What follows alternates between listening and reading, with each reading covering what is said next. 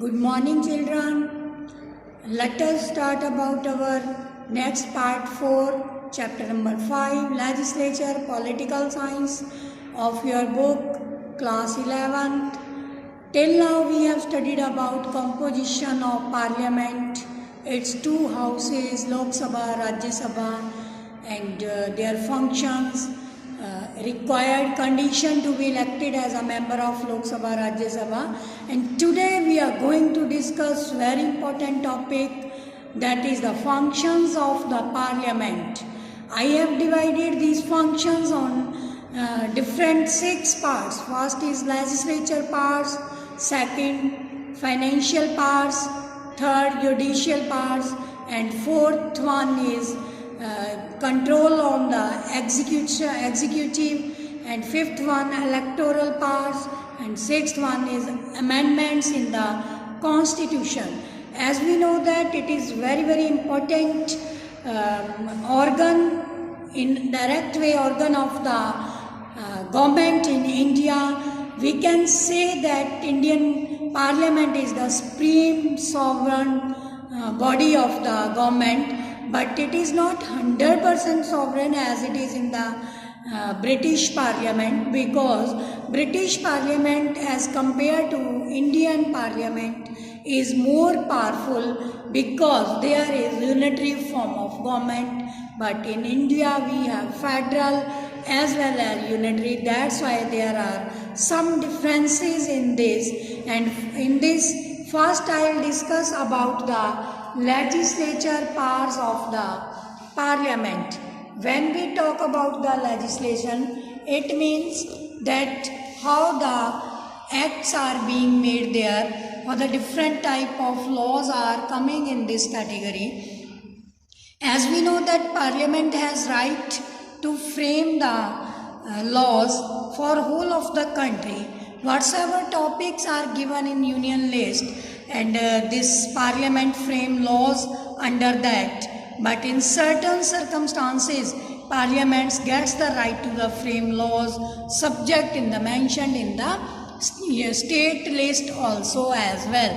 And sometime when it is there, emergency is there, then also this parliament can frame law from the state as well as concurrent list also. And president, it is there when residuary powers are under the control of central government, and parliament frames law on the residuary topics, subjects, and this bill is sent to the president for his assent, and it is for the president to give his assent on that bill. The second point is financial powers. Parliament controls the finance of whole of the state as the government, and government places budget in the parliament before the start of financial years. The parliament discusses the budget and gives its assent to the bill, and without the approval of the parliament, no bill can be an act. Even it cannot be issued in anywhere else. The bill is to be issued, resolution is to be in the Lok Sabha or Rajya Sabha, indirectly in the parliament. Then we talk about its financial powers. Financial powers are regarding this bill of money bill, this and that.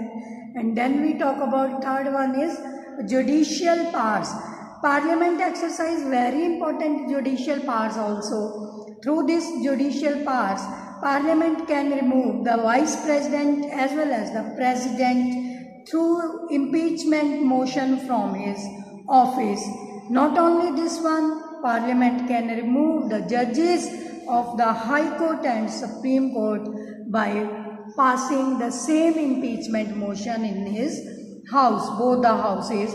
Then we talk about control over the execution.